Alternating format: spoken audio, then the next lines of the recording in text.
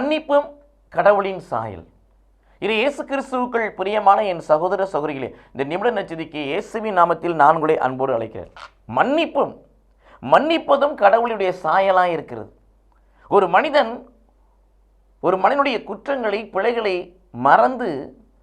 அதை மறந்து அவனை மன்னிப்பான் என்று சொன்னால், அவனை ஏற்றுக்கொள்வான் சொன்னால், அவன் கடவுளின் சாயலை பெற்றவன்.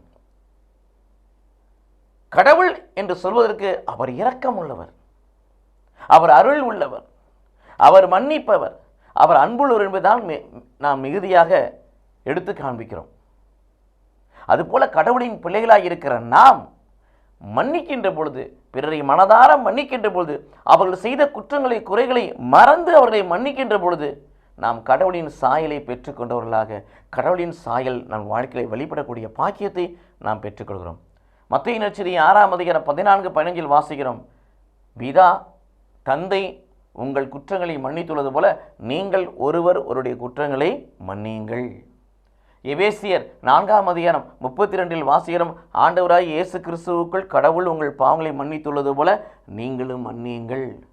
சீராக் 2:11 வாசிக்கிறோம். நம் ஆண்டவர் பரிவும் இரக்கமும் உள்ளவர், நம் பாவங்களை மன்னிப்பவர்.